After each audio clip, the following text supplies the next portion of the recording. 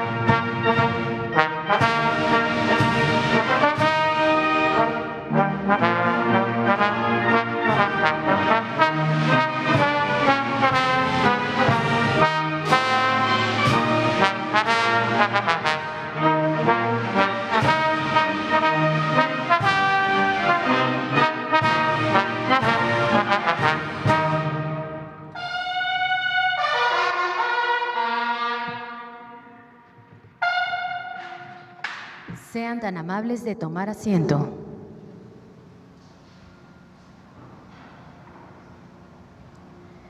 Preside el centenario luctuoso de Ricardo Flores Magón, el presidente constitucional de los Estados Unidos mexicanos, licenciado Andrés Manuel López Obrador.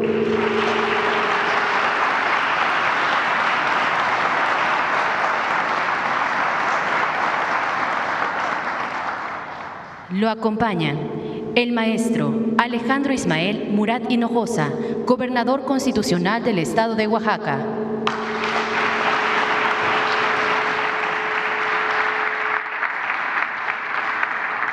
Ingeniero Salomón Jara Cruz, gobernador electo del Estado de Oaxaca.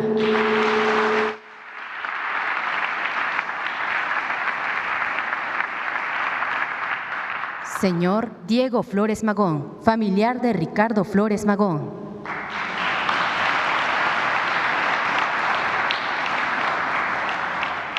Y el señor Armando Bartra, filósofo, sociólogo y catedrático.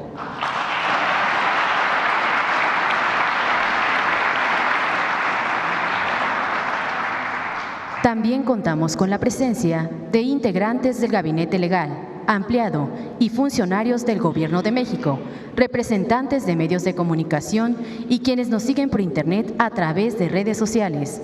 Reciban todos la más cordial bienvenida.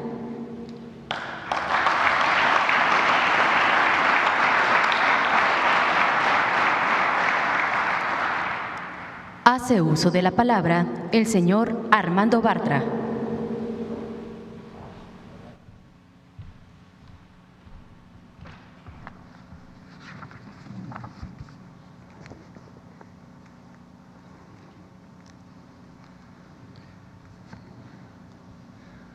Muy buenos días a todos, a todas.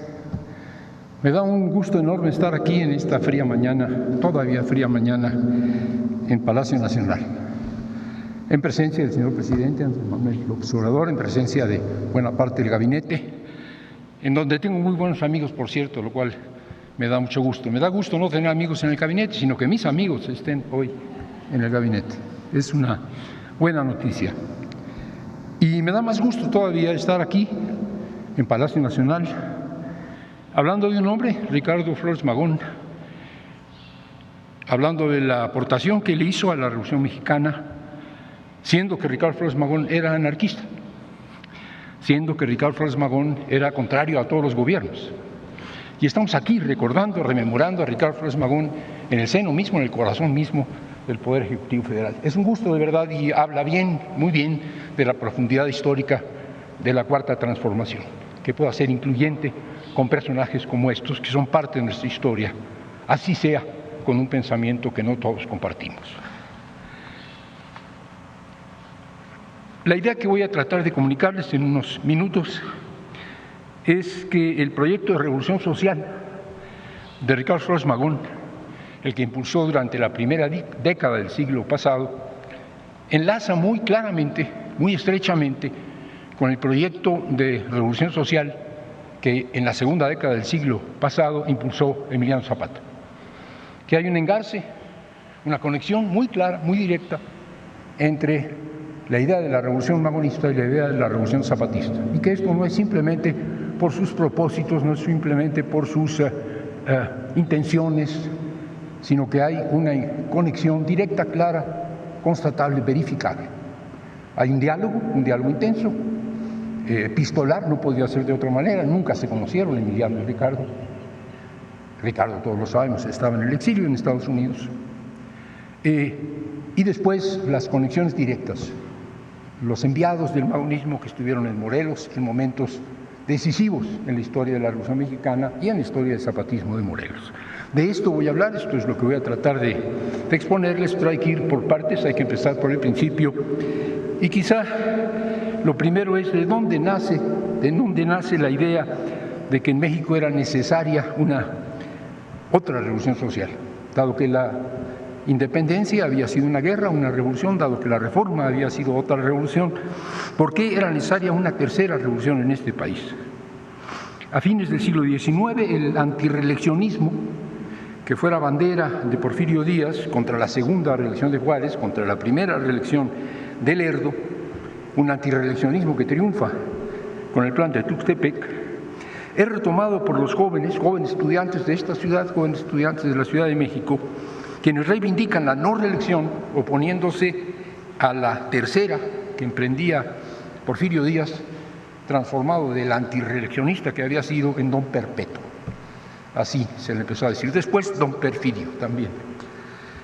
En este movimiento debuta políticamente el estudiante de preparatoria, que era Ricardo Flores Magón, 19 años, quien es detenido en un mitin celebrado en el Zócalo, aquí nomás.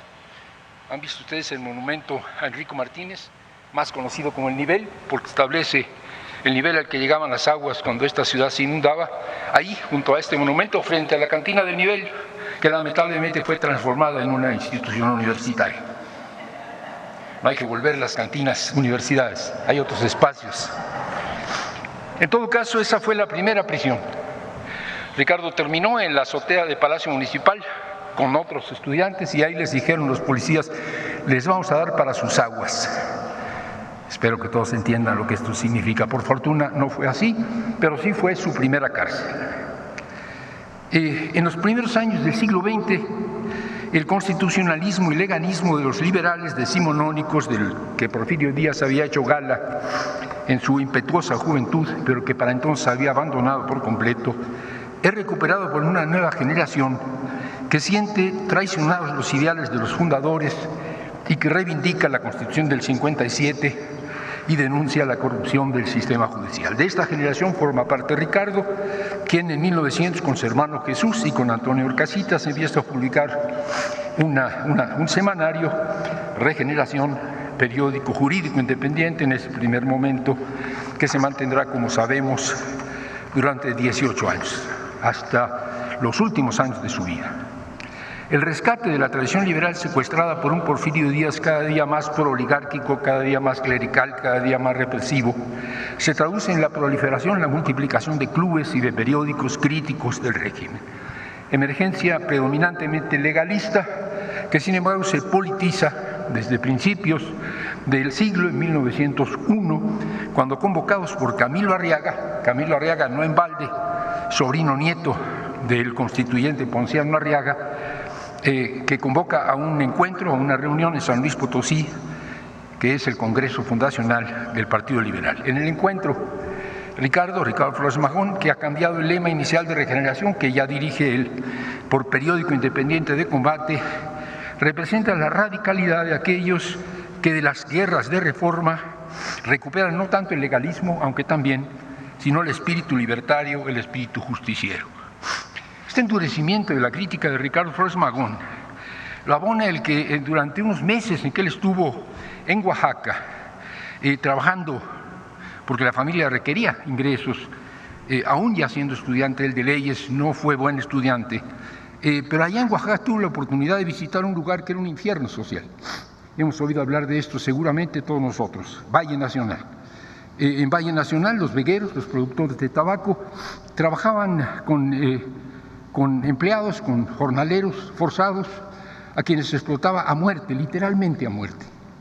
El argumento era, nos sale más caro darles de comer bien, darles una casa, darles alimento y médicos si se enferman, que conseguir uno nuevo. Sale más barato conseguir un trabajador nuevo que hacer que dure un poco más el viejo trabajador. A muerte, pues. Esto lo oyó Ricardo Flores Magón en Oaxaca, esto se lo comunica a su hermano Enrique, está en una carta, no lo estoy inventando.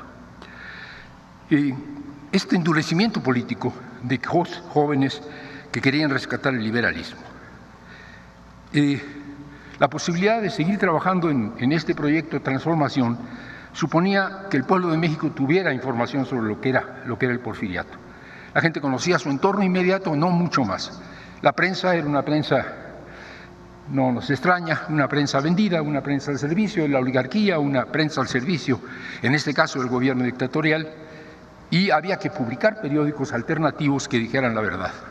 Pero esto no era posible si le cerraban las imprentas, si le rompían el equipo, si secuestraban las ediciones y se encarcelaban a los editores. Entonces deciden ir al exilio, piensan que en Estados Unidos, ingenuos ellos, van a encontrar la libertad que no tienen en México, y ahí en Estados Unidos seguir trabajando en las publicaciones y en la organización, así sea a distancia. Ahí es donde hay una ruptura, no voy a detener en ello, se separan dos tendencias del Partido Liberal, la de Camilo Arriaga, que pensaba que era posible una transición por la vía legal, por la vía de una candidatura alternativa, por la vía suave, diríamos, y tersa, y Ricardo, que estaba convencido a estas alturas, estamos hablando de 2004, 2005, de que Porfirio Díaz no iba a soltar el gobierno o iba a heredar el gobierno, ya era un hombre viejo para entonces, y que era necesaria una revolución armada, no había otra vía.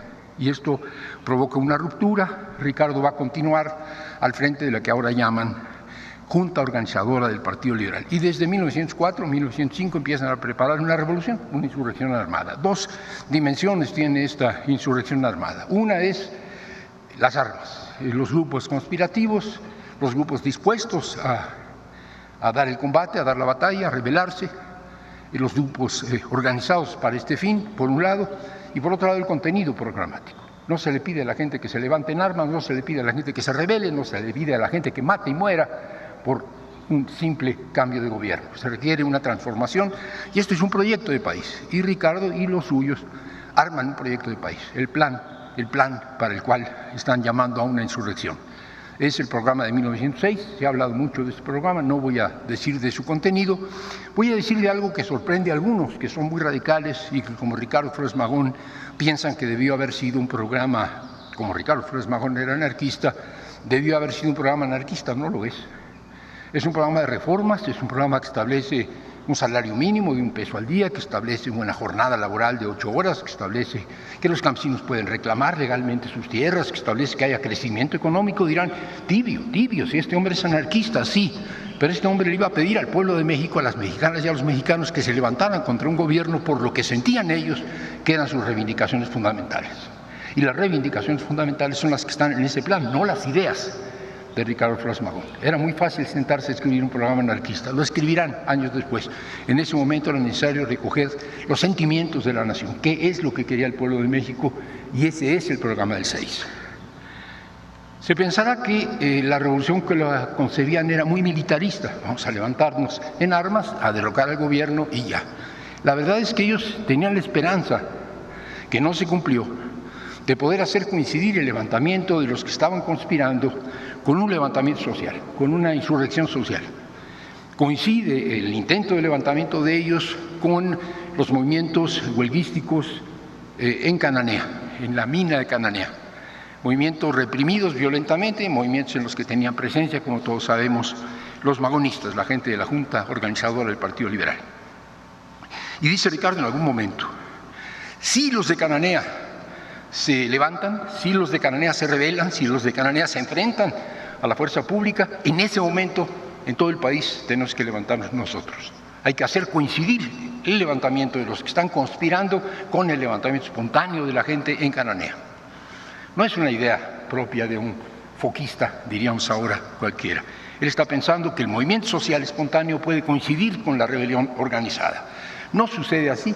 Después de la represión, Cananea se aplaca y ellos tienen que hacer una revolución en frío, que es reprimida, están penetrados por la policía, lo intentarán otra vez en el 8, no voy a contar la historia, otra vez son reprimidos antes de tiempo y queda muy golpeado ya para entonces el Partido Liberal.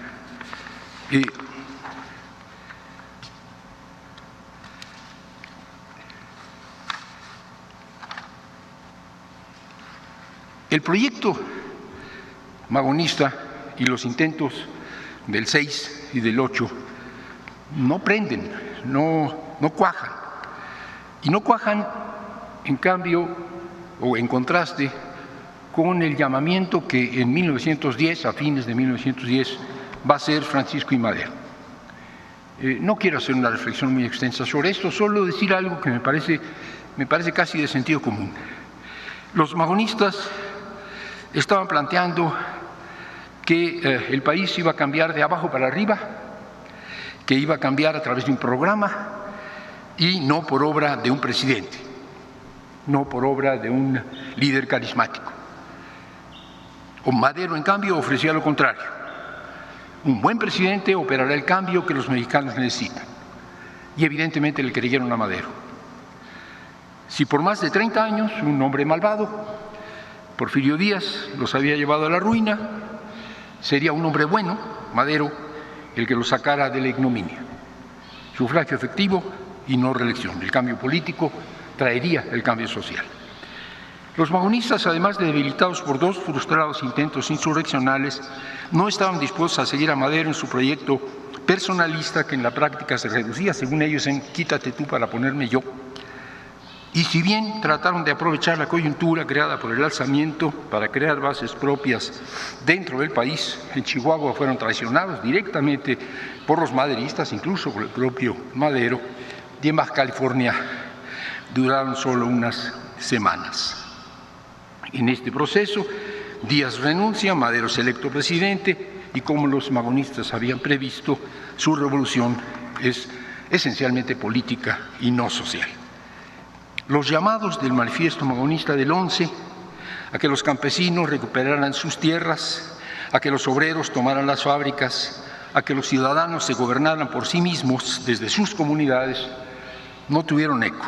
La consigna anarquista con la que firmaron ese manifiesto, el de septiembre de 1911, Tierra y Libertad, fue opacada en un primer momento por la maderista de sufragio efectivo, no reelección.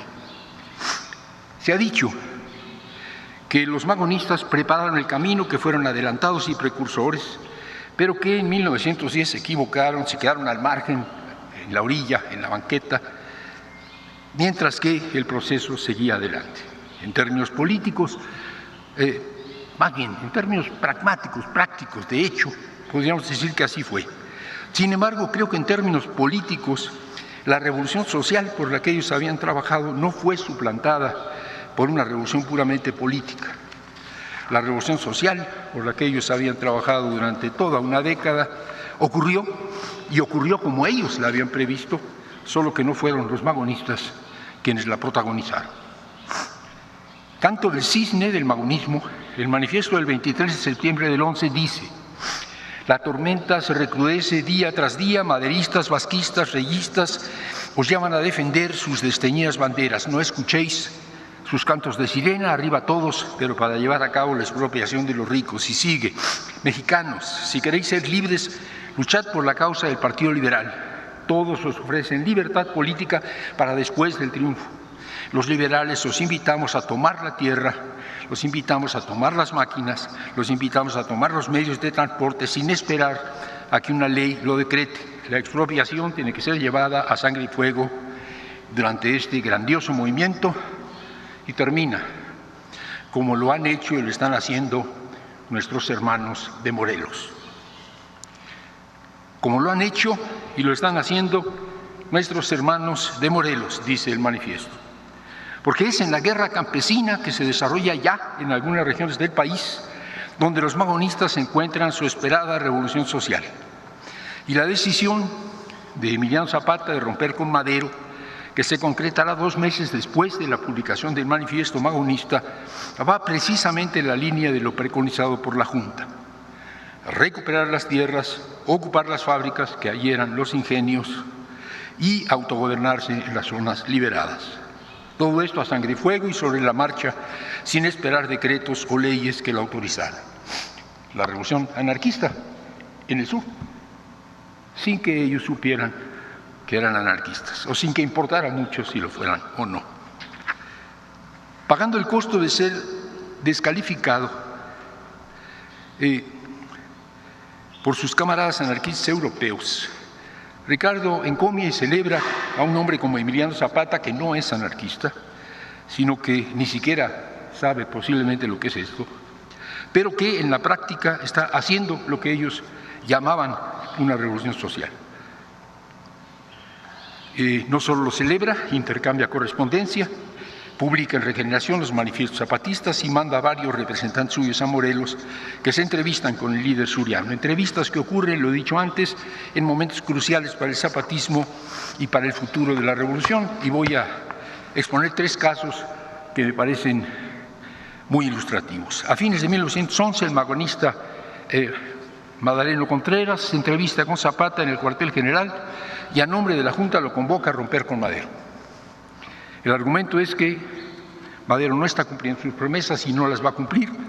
Madero no tiene otra idea más que sustituir al presidente Díaz, no hacer una revolución social. La entrevista es cordial, pero los zapatistas se resisten a romper con el hombre en quien han creído y al que siguieron con el Plan de San Luis. Unas semanas después, sin embargo, el 28 de noviembre, Zapata emite el Plan de Ayala, en que se concreta el rompimiento y se exige una solución radical al problema agrario, exactamente como lo planteaban los magonistas. Los intercambios entre magonistas y zapatistas continúan. En enero del 13, el magonista José Guerra va a Morelos, se tropieza con las batallas en la Ciudadela y para cuando ya finalmente puede llegar al cuartel general, Madero ha sido asesinado y Victoriano Huerta usurpa la presidencia. Piénsenlo por un momento, la coyuntura es muy complicada para los zapatistas, pues siempre hay la tentación de aliarse con el enemigo de nuestros enemigos. Desde fines de 1911, Madero, a quien Huerta acaba de asesinar, era el enemigo de los zapatistas. Los zapatistas habían enfrentado con las armas en la mano a los ejércitos federales que respaldaban al gobierno de Madero. La pregunta sería, quizás hay que suspender hostilidades y buscar un acercamiento con Huerta. Nos parece monstruoso en este momento, pero en ese momento no lo era quizá. José Guerra les dice que es absurdo, que Huerta es un asesino, que Huerta va a ser un gobierno mucho más reaccionario y represivo, que debe continuar la revolución. Ellos dudan, entre otras cosas dudan, recuerden ustedes, porque Pascual Orozco, que era el jefe de la revolución, Zapata había reconocido a Pascual Orozco, que también se había enfrentado a Madero. Cuando Madero no cumple al jefe de la revolución campesina, Pascual Orozco sí se va con la finta de Victoriano Huerta. Los zapatistas no. 2 meses después, más o menos, 3 meses después, firman una reforma del Plan de Ayala, desconocen a Orozco y le otorgan la jefatura de la revolución a Zapata. ¿De algo habrá servido? No digo que los convenció, es absurdo, pero de algo habrá servido el contacto con los magonistas a través de Guerra. Y el último que me interesa destacar para ir terminando esto. A fines de marzo, otro magonista llega al cuartel general zapatista. Se trata de Jesús María Rangel, un hombre que había participado en la guerrilla, que había estado en la cárcel, un magonista destacado, quien expone en la situación de la frontera en Estados Unidos la importancia de trabajar ahí, aunque él no ofrece colaboración militar de la Junta, pues la Junta ya no tiene fuerzas organizadas. Zapata le pide a Rangel que cuando vea a Magón le diga que lo invita a Morelos, que por qué no se viene para Morelos, que ahí en Morelos ellos tienen el control, que ahí puede seguir haciendo el periódico si es que tanto le interesa Regeneración, que tienen imprentas, que la fábrica de papel San Rafael es de ellos, que por lo tanto puede seguir sacando su periódico desde Morelos. ¿Qué están haciendo en Estados Unidos? Jesús María Rangel le dice que probablemente no acepte. En todo caso, Ricardo Flores Magón, Enrique Librado estaban en la cárcel en ese momento, aunque hubieran querido, que seguramente no hubieran querido, no hubieran podido aceptar. Antes de marcharse, Rangel le pregunta a Zapata su opinión sobre el manifiesto anarquista de 1911, el manifiesto rubricado Tierra y Libertad. Y el líder le dice, pues no me preguntes a mí, pregúntale a los jefes, pregúntale aquí a mi gente. Aquí están hoy muchos de los que tienen mando de tropa, pues léeles el manifiesto, se los podemos pasar, pero muchos no saben leer o leen mal o despacio. Tú se los lees y ellos te van a decir lo que piensan. Y no creo que con mucha tranquilidad de espíritu, porque hablar de esos temas con los jefes zapatistas era casi tan apremiante como hacerlo con el gabinete en pleno y el señor presidente de la República hoy aquí. Pero Rangel, igual que yo, dice su verdad, y su verdad es leerles el manifiesto.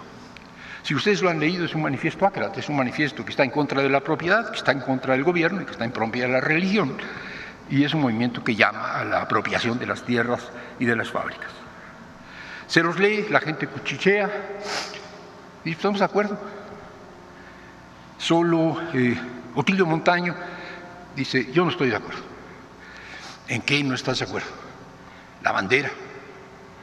¿Cuál bandera? Si ustedes dicen que hay que levantar la bandera roja, nosotros pensamos que la bandera es la bandera tricolor, la bandera mexicana. ¿Por qué la bandera roja? No, pues es que la bandera roja es la bandera que es el símbolo de los trabajadores de todo el mundo, etcétera, el rollo anarquista.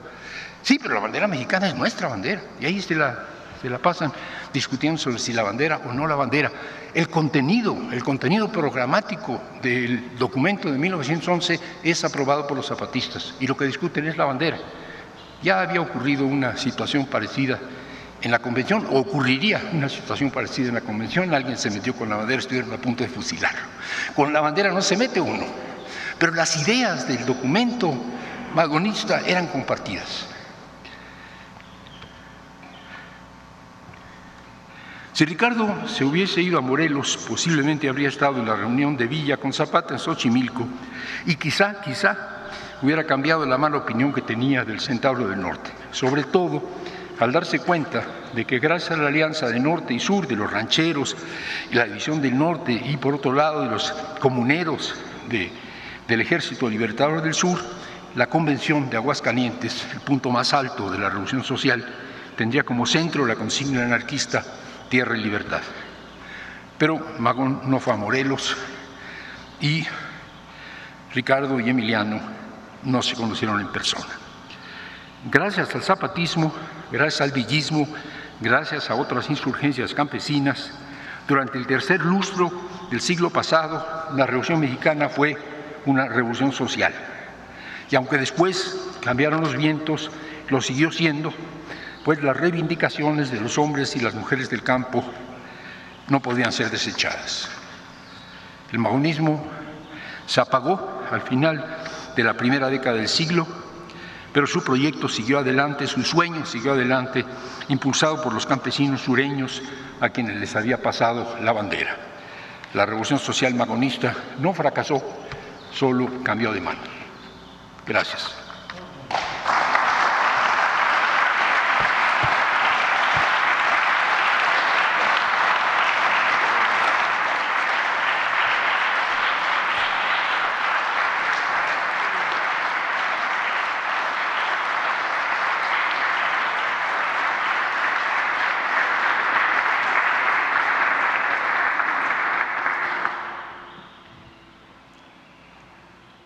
El señor Diego Flores Magón hará uso de la palabra.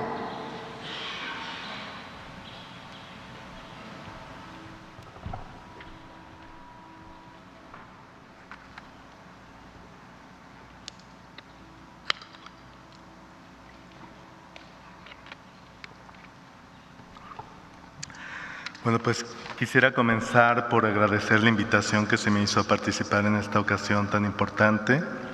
Saludar, por supuesto, al presidente de la República, a los miembros del Presidium, gobernador Alejandro Murat, gobernador electo Salomón Jara, al distinguido intelectual Armando Bartra y desde luego a todos los miembros del gabinete y quienes nos acompañan.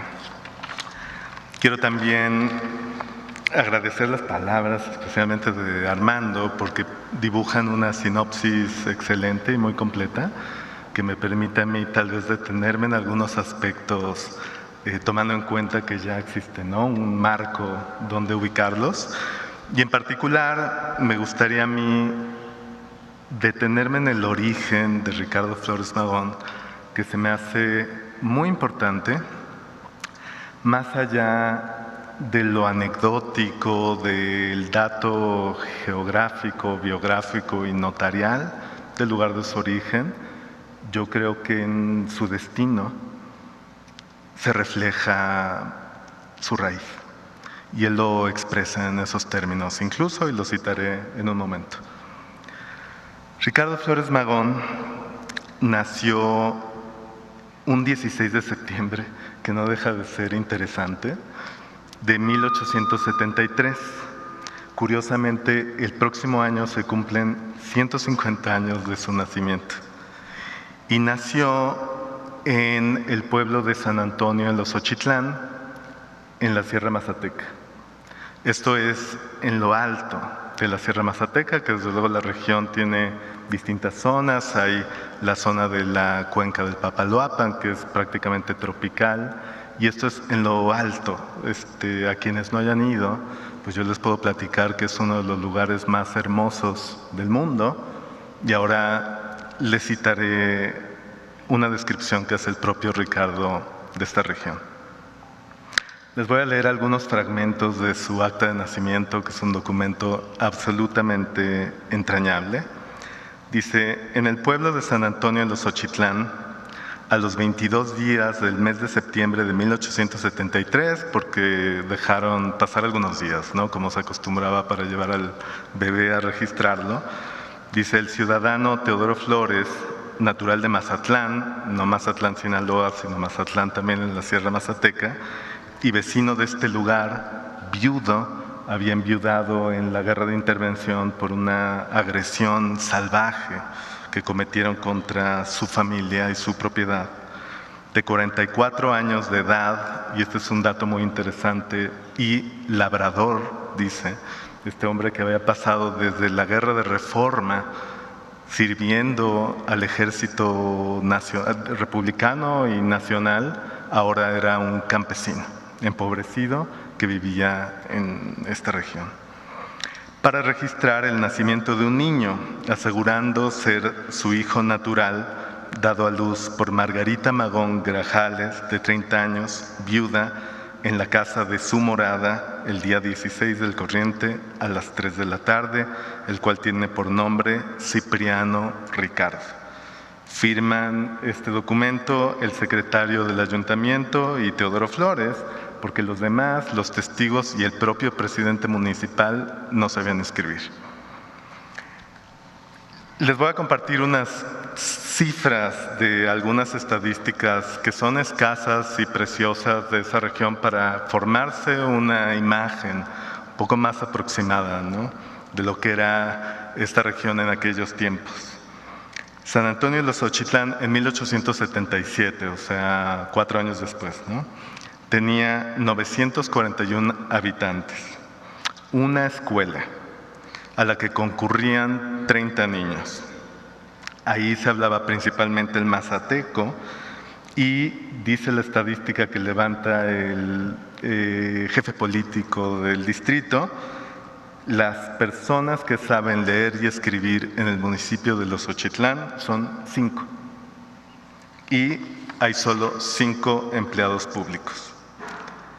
Como se sabe, y como nos recordó Armando hace un momento, la familia de Ricardo migra a la Ciudad de México en 1877, o sea, con un Ricardo de 4 años solamente, ¿no?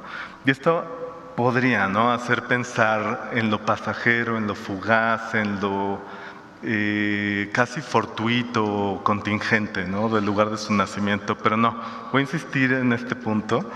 en el profundo significado y en las profundas consecuencias para su psique, para su pensamiento que se derivan del lugar de su origen.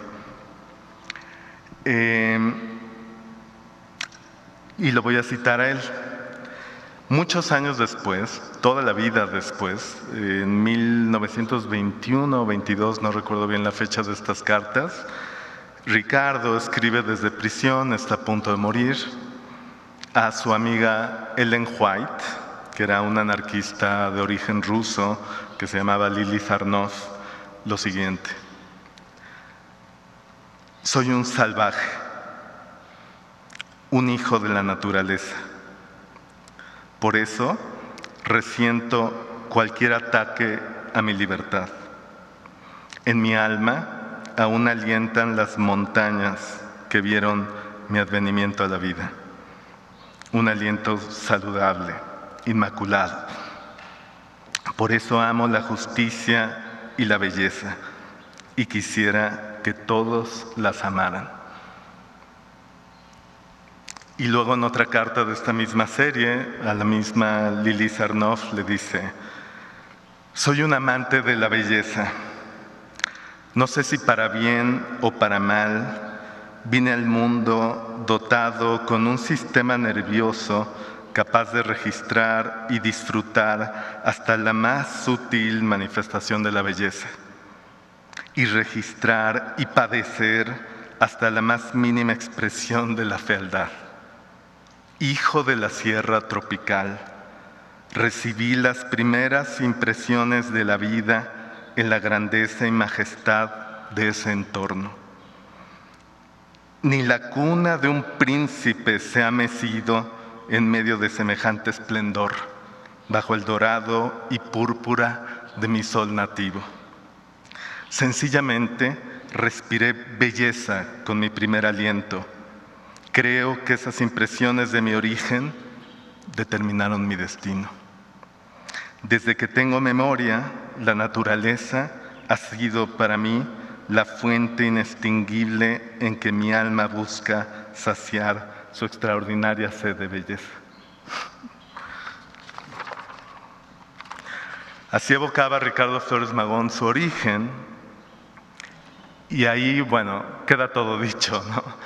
Déjenme de manera prosaica, ¿no?, extraer algunos términos para asentar el punto que me interesa afirmar aquí, que es la asociación que él forma entre la belleza, la naturaleza y la libertad.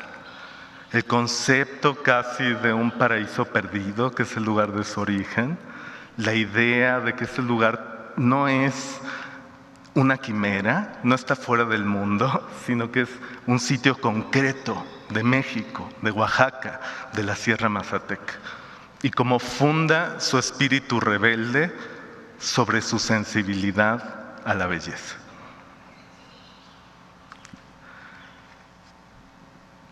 Además de ese discurso poético, hay otros indicios documentales, concretos, reales, que corroboran y complementan la importancia del origen para el pensamiento de Ricardo. Es decir, aunque era tan chiquito, cuando sale de ahí, hay algunos apuntes, ¿no?, que lo asientan en su lugar de origen y que a mí siempre me ha parecido muy importante repetir. Por ejemplo, hay un apunte de 2 líneas de su padre, Teodoro Flores, de 1875, del 14 de septiembre, o sea, 2 días antes de que cumpla 2 años Ricardo, y es una línea, y se las voy a compartir porque para mí es sagrada. Dice: con María, que es curiosamente como Teodoro le decía de cariño a Margarita, su mujer, la mamá de Ricardo, dice: con María, Paula, que era una media hermana de Ricardo, del primer matrimonio de Teodoro, y Ricardo, cargándolo los muchachos, se fue a ver el ganado a la laguna. Tiene una redacción muy extraña, pero en esencia está diciendo que a los 2 años podemos visualizar a un Ricardo yendo a hombros de sus medios hermanos a cuidar el ganado también en la Sierra Mazateca. Y esta imagen de un pasado pues casi pastoral, ¿no?, en la vida de Ricardo, para mí tiene una potencia muy grande puesta en paralelo con estas visiones que luego él describe de su propio origen, ¿no?, que apuntan a lo mítico posiblemente. Hay esta corroboración documental de cómo ahí está su experiencia en la sierra. Y hay otro recuerdo que apunta a su hermano menor, Enrique, mi bisabuelo. Dice por ahí en un artículo que está perdido que Ricardo recordaba casi entre sueños, dice, pescar camaroncitos en los arroyos de los Xochitlán de Flores Magón. Y para mi maravilla, cuando yo he visitado esa región, me han dicho que sí, que por supuesto, que los niños mazatecos de los Xochitlán, los niños especialmente, es una actividad infantil en determinadas temporadas, entran a los arroyos, que desde luego donde uno mira hay un arroyo, una cascada, una caída de agua, entran a los arroyos a pescar como una especie de acosiles. Y también les puedo presumir que cuando visité fueron a pescar un par que me prepararon de la manera tradicional. Quisiera detenerme un poquito solamente en Teodoro Flores, un poco más, porque todo esto habla de él, ¿no? Teodoro es el padre de Ayad, es el padre mazateco, es el padre indígena.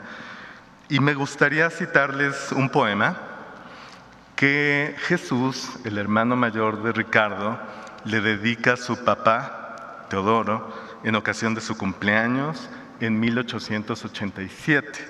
La familia ya vive en la ciudad desde hace casi 10 años. Jesús tiene 16 años y le dice a mi padre: oh, cuán gozo, repito, que tú, de todos los padres, has sido para conmigo el modelo inimitable. De mi educación el peso a cargo tuyo tomaste, y nunca en manos ajenas mi tierna infancia fiaste. Amor a todos los hombres, temor a Dios me inspiraste, odio a la atroz tiranía y a las intrigas infames. Entonces tenemos aquí un pequeño Jesús, o bueno, un Jesús adolescente, diciendo que su padre es el modelo inimitable y que le enseñó a odiar a la atroz tiranía. Qué profundo es eso, ¿no?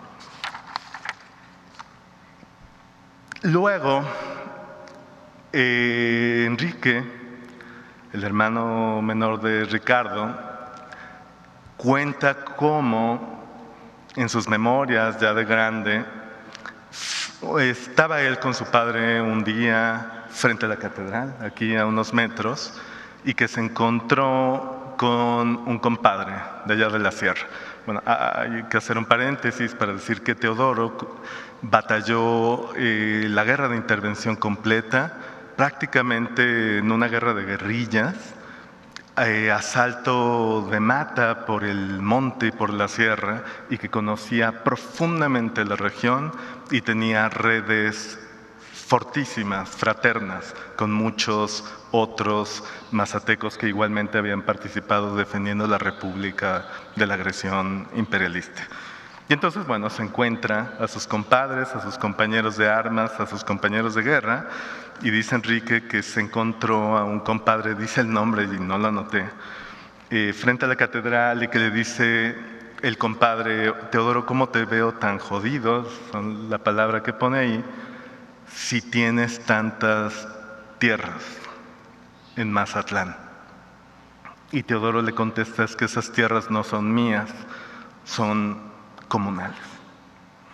Y aquí yo les puedo compartir que hay todas las razones documentales para afirmar que cuando entre en vigor la ley de desamortización, a partir de la Ley Orgánica del Estado de Oaxaca, que se publica en 1888, si no me equivoco, hay un conjunto de maniobras legales en las que participa Teodoro para asignarse a él las tierras de modo que siguieran siendo de uso comunal.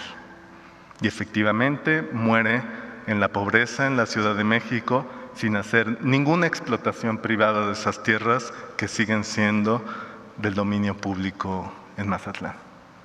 Ese es el modelo inimitable del poema de Jesús.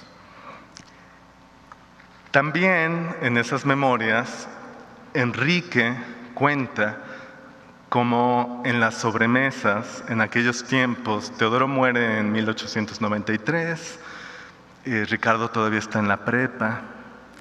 Entonces, en fin, en ese mundo remoto del recuerdo, Teodoro, después de la comida, en ocasiones compartía historias con sus hijos.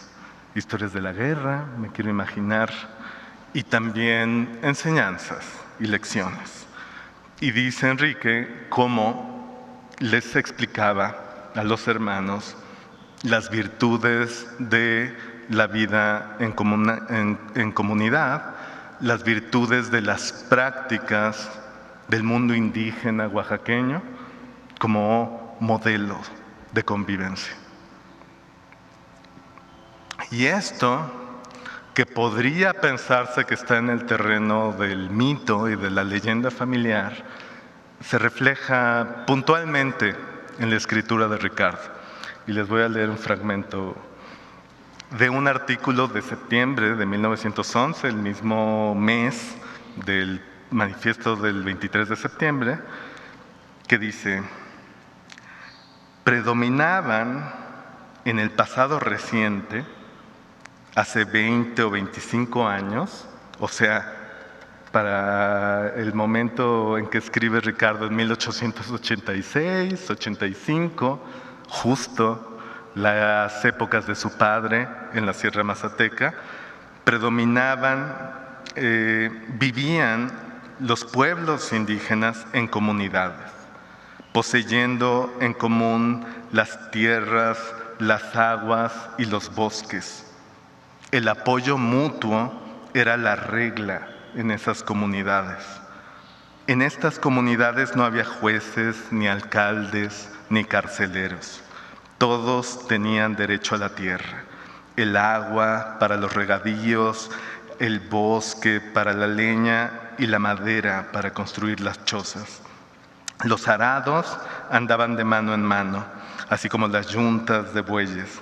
Cada familia labraba la extensión de terreno que estimaba ser suficiente para producir lo necesario, y el trabajo de escarda y de levantar las cosechas se hacía en común, reuniéndose toda la comunidad, hoy para levantar la cosecha de Pedro, mañana para levantar la de Juan, y así sucesivamente. Para fabricar una casa, ponían manos a la obra todos los miembros de la comunidad. O sea, propiedad común de la tierra, trabajo en comunidad y autonomía. No había ni jueces ni carceleros, no hacían falta. Esto es la anarquía, pura y sencillamente en la definición del propio Ricardo, que dice orden basado en el apoyo mutuo.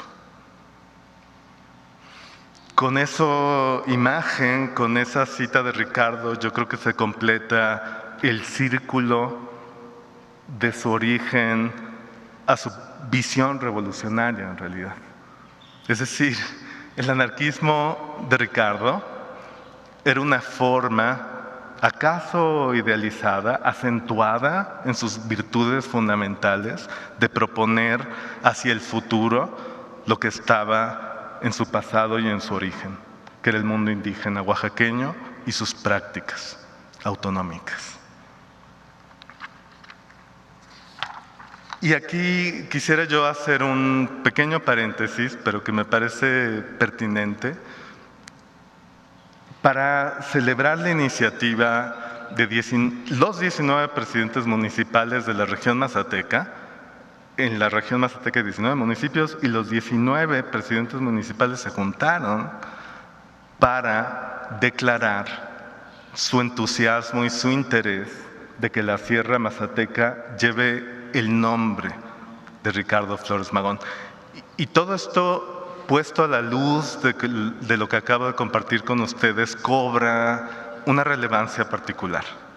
Es decir, no es solamente no sería solamente un acto de mera toponimia, sino cargado de un profundo significado que en esencia reivindicaría el ser indígena de la región, ampliando los términos como se denomina la Sierra Mazateca, con Sierra Mazateca de Flores Magón y de los pueblos náhuatl, mixteca y naxindá, que es la autodenominación de estos mismos pueblos en sus propias lenguas. Yo considero que el Congreso del Estado de Oaxaca, a donde sé que ya tuvieron un acercamiento, debería escucharlos, porque además son los representantes legítimos y constitucionales de sus comunidades que le dan un fundamento de legitimidad a esta virtuosa y profundamente poética iniciativa.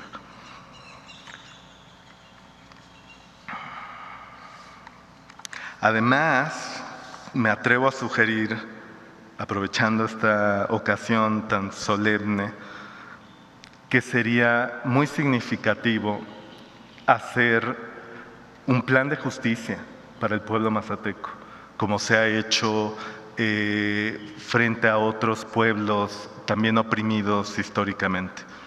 Basta citar el abuso terrible que significó el modo como se construyó la presa Miguel Alemán en la cuenca del Papaloapan, que significó el desplazamiento forzado de las comunidades a base de engaños y mediante el uso de la fuerza. También esto serviría para, en nombre de Ricardo, atender otros problemas de impartición de justicia en la región.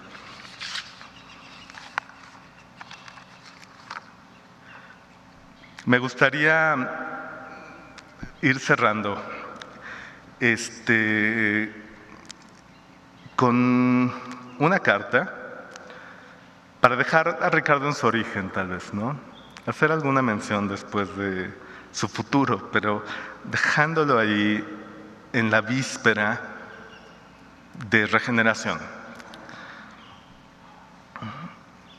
En una carta que le escribe desde Amapa, en este periodo al que se refería Armando, por razones bastante extravagantes, Ricardo retorna no a la Alta, donde nació, sino a la cuenca cerca de Tustepec, donde escucha o atestigua los tormentos que sufren los trabajadores de las plantaciones de tabaco de Valle Nacional. Y desde ahí le escribe a Enrique una carta que consta en el archivo de Enrique y que es directamente profética. Del 23 de julio de 1899. Muy querido Enrique, dices que agradeces te mande saludos cuando escribo. No puedes imaginarte, por lo que a mí toca, el placer que me causa, si no de ver tus letras, porque ahora escribiste en máquina, sí de ver tus conceptos transcritos en correcta forma en el papel, mi gran debilidad. El papel es para mí un ídolo y creo que no en lejano tiempo sea mi arma muy grande, el periódico. Y esto lo escribe a un año tal vez de que aparezca en la Ciudad de México Regeneración y empieza esa historia que ya es muy conocida para todos nosotros. En sus últimos años, Ricardo, en estas mismas cartas que escribe, las condiciones de la prisión son atroces para este hombre que tiene su gran debilidad en el papel. Le imponen una tasa de cartas que puede escribir, no más de 2 o 3, ahora no recuerdo, por semana, de una cuartilla frente y vuelta. A este hombre que se ha dedicado desde 1893 o 92 a escribir, que es un escritor y un revolucionario de una forma indistinguible, una y otra atributo de su ser. Y esas cartas se vuelven, por consiguiente, una vena lírica, porque se ve obligado a condensar en una extensión muy breve su sentir y su expresión. Y eso ya es poesía, en realidad. Y en esas cartas, donde él está muy consciente de que puede morir, porque está seriamente enfermo, repite muchos temas, repite sus temas, y una de sus frases es que lleva 30 años en la lucha, 30 años, en el 22. Qué curioso, ¿no? Entonces, si uno echa la cuenta, bueno, él ubica el inicio de su vida como luchador en 1892.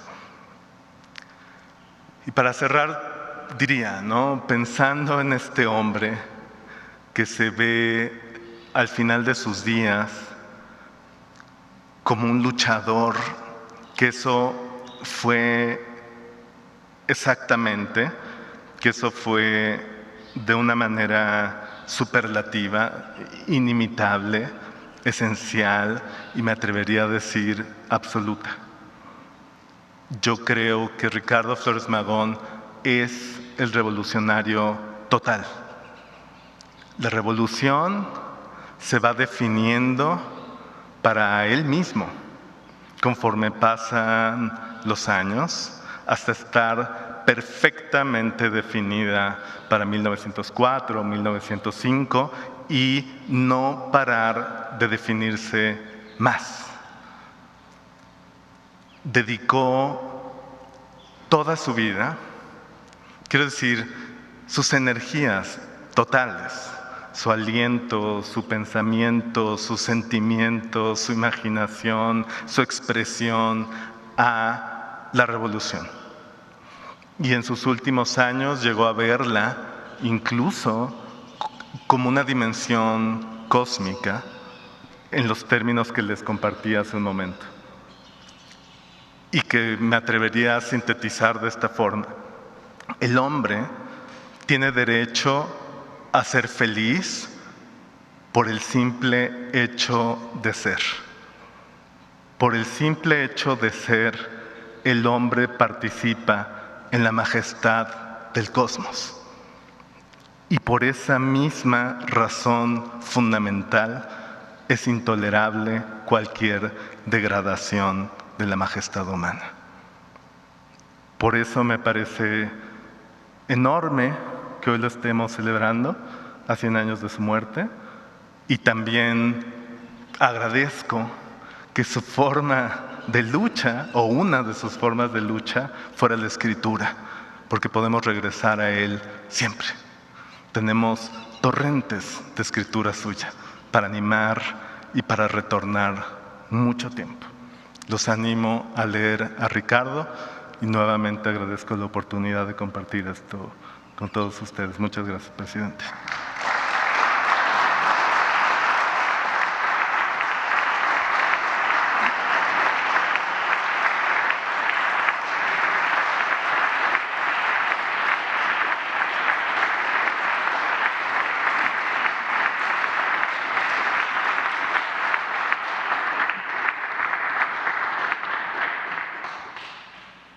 Escuchemos el mensaje que dirige el presidente de los Estados Unidos mexicanos, licenciado Andrés Manuel López Obrador, con motivo del centenario luctuoso de Ricardo Flores Magón. Amigas, amigos, me da mucho gusto participar en este acto de recuerdo, conmemoración por los 100 años del fallecimiento de Ricardo Flores Magón. Muchas gracias, Diego, Armando.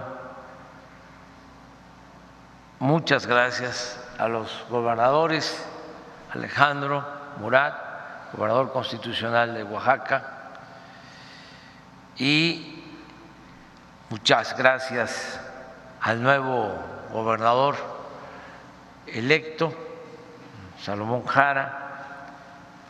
Están ya a pocos días de concluir un mandato e iniciar otro en Oaxaca, y celebro que se esté llevando a cabo esa transición en armonía, como lo merece el pueblo de Oaxaca. Lo que se ha dicho está muy bien, así que solo voy a hacer referencia a 3 características excepcionales de Ricardo Flores Magón: su intimidad amorosa,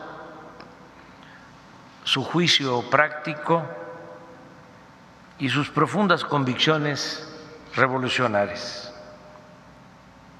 Empiezo con los tiernos fragmentos de cartas que Ricardo Flores Magón dirigía desde la cárcel de Los Ángeles a su adorada María Talavera.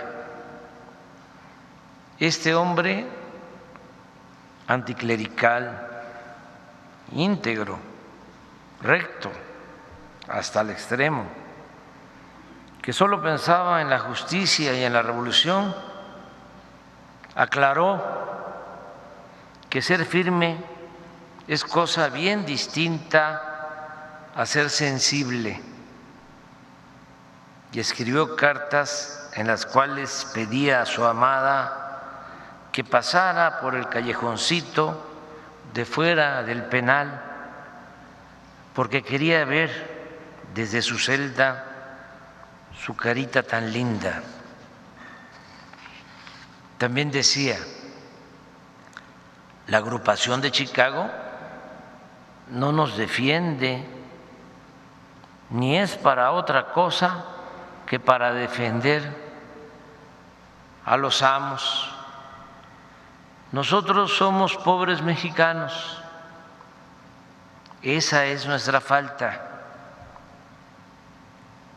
Nuestra piel no es blanca y no todos son capaces de comprender que también debajo de una piel oscura hay nervios, hay corazón y hay cerebro. Pero no dejaba de mezclar su causa con el amor y le confesaba a María: yo no estoy conforme con mi incomunicación porque no puedo hablar contigo. No estoy conforme ni lo estaré. No puedo suspirar a tu oído, mi amor, ni aspirar tu aliento, ni ver de cerca tu carita encantadora. Cualquiera que me vea pensará que no sufro, es que sé mostrarme digno. No quiero dar motivo para la compasión de nadie. Pero cambio de tema.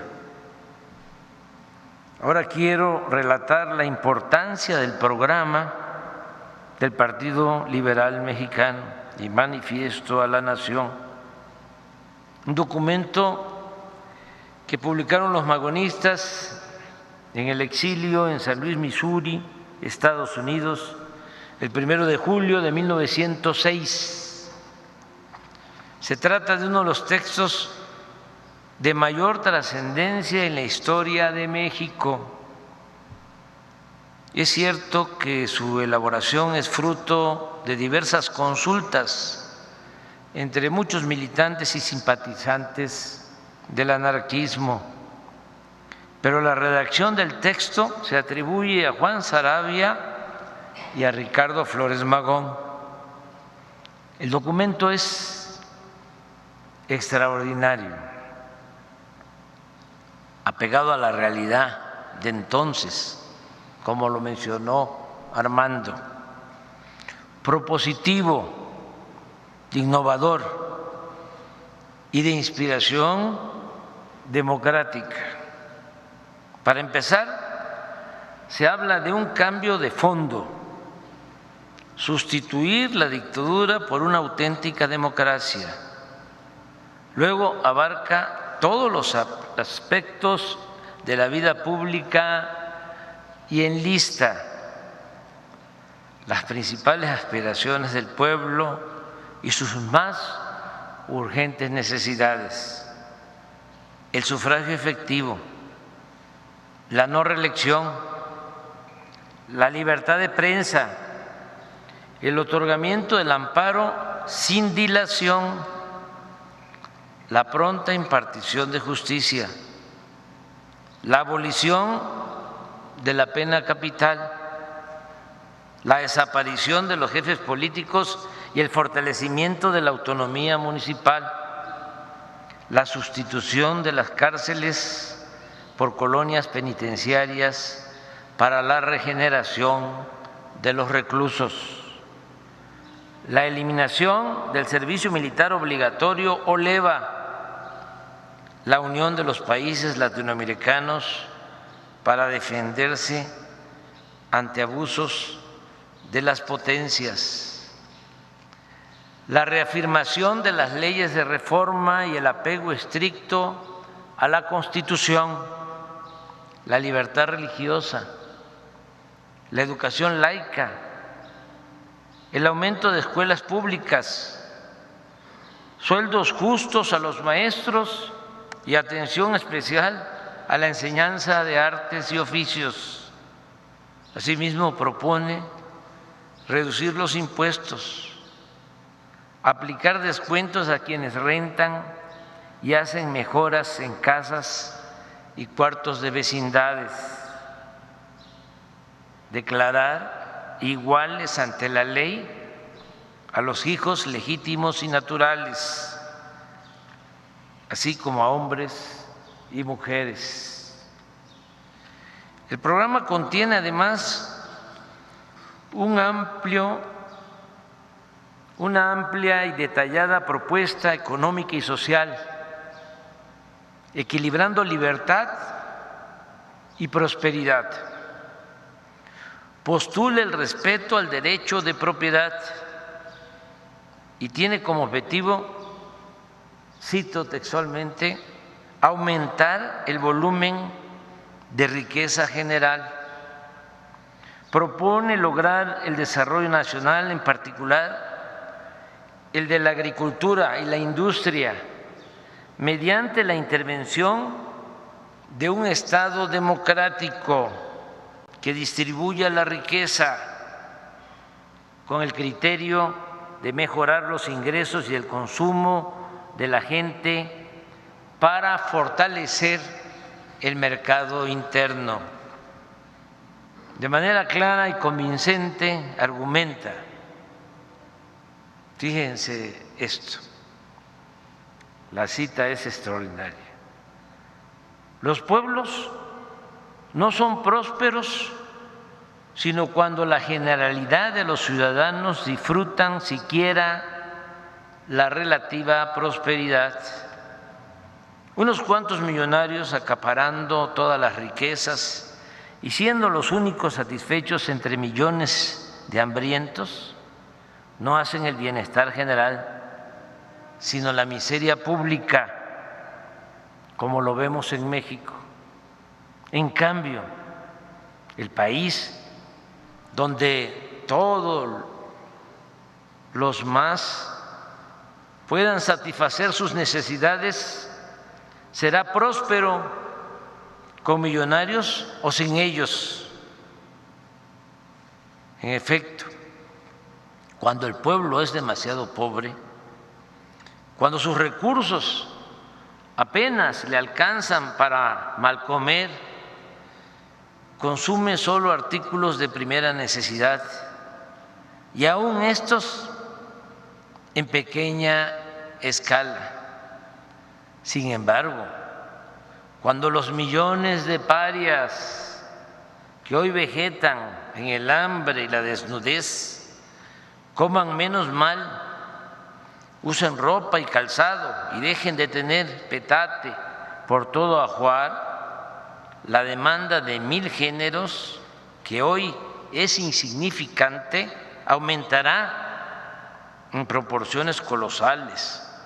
Y la industria, la agricultura, el comercio, todo será materialmente empujado a desarrollarse en una escala que jamás se alcanzaría mientras subsistieran las actuales condiciones de miseria general.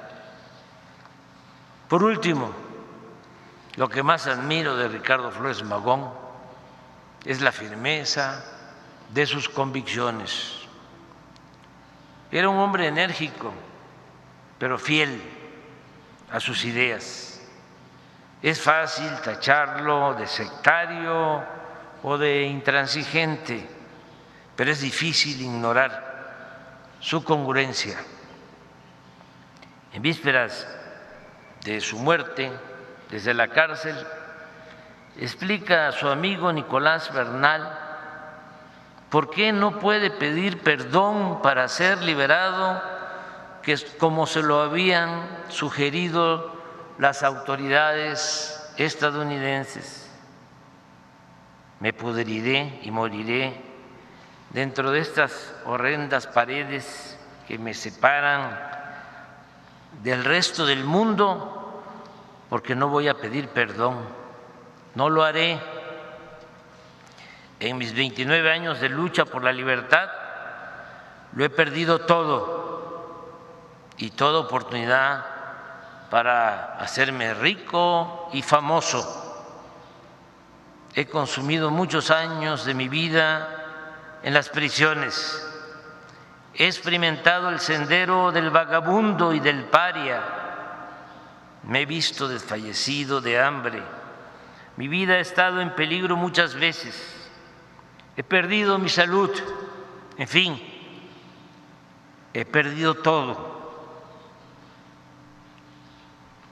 Menos una cosa, una sola cosa que fomento, mimo y conservo casi con un celo fanático. Y esa cosa es mi honra como luchador. Pedir perdón significaría que estoy arrepentido de haberme atrevido a derrocar al capitalismo para poner en su lugar un sistema basado en la libre asociación de los trabajadores para consumir y producir. Y no estoy arrepentido de ello. Pedir perdón significaría que abdico de mis ideas anarquistas y no me retracto. Afirmo que si la especie humana llega alguna vez a gozar de verdadera fraternidad y libertad y justicia social, deberá ser por medio del anarquismo. Así pues, mi querido Nicolás, estoy condenado a cegar y a morir en la prisión, mas prefiero esto que volver la espalda a los trabajadores y tener las puertas de la prisión abiertas al precio de mi vergüenza. No sobreviviré a mi cautiverio, pues ya estoy viejo,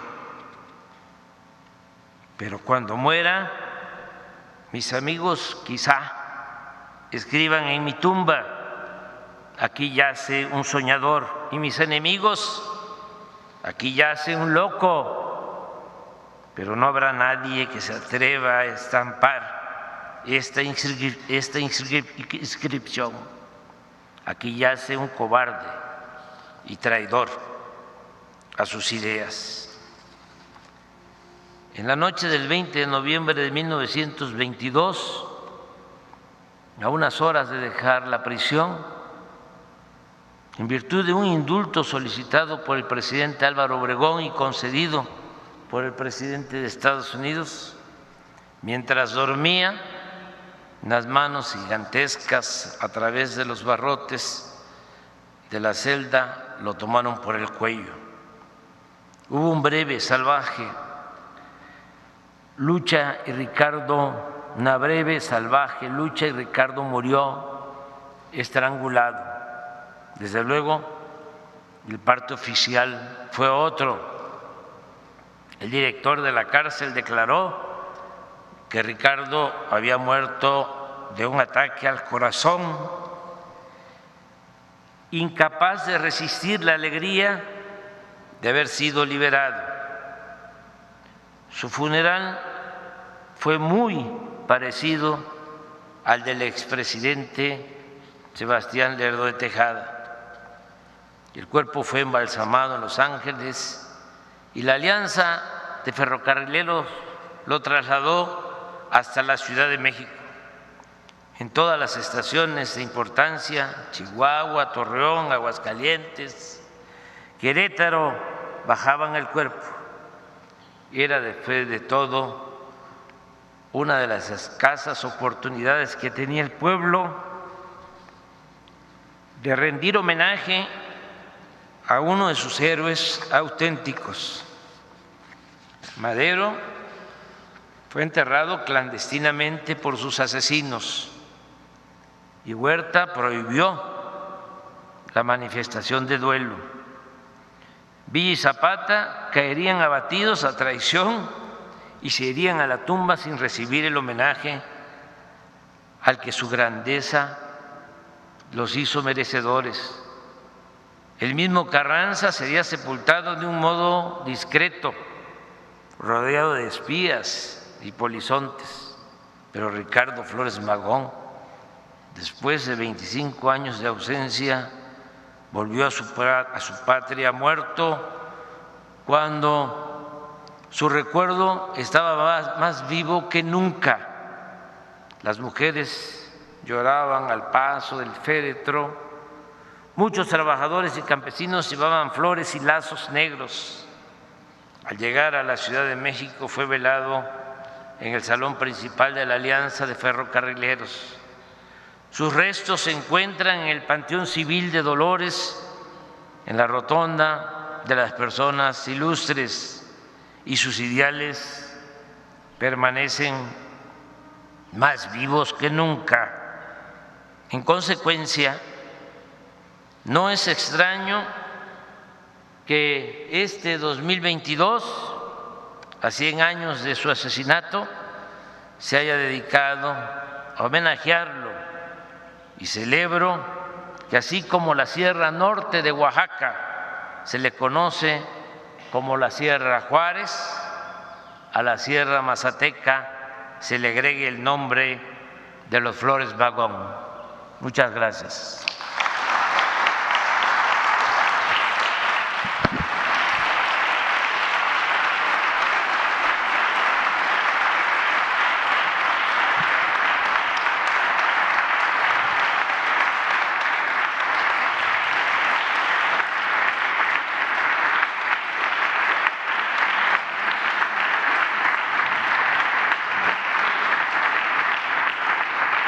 Se les invita a permanecer de pie. El presidente de los Estados Unidos mexicanos, acompañado de integrantes del Presidium, depositarán una ofrenda floral y montarán guardia de honor con motivo del centenario luctuoso de Ricardo Flores Magón.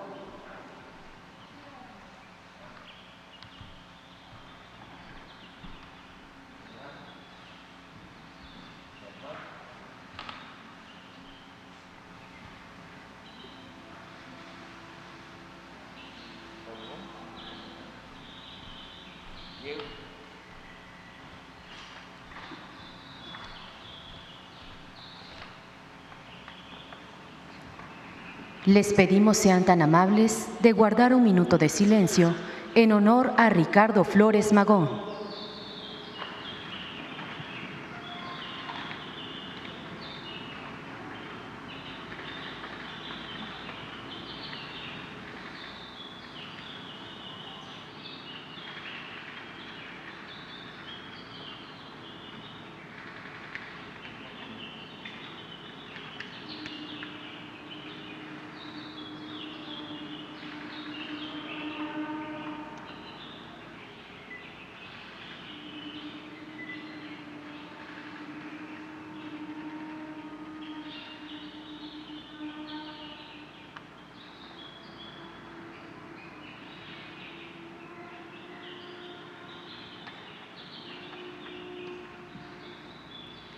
Se invita al señor presidente e invitados especiales a ocupar su lugar en el presidium.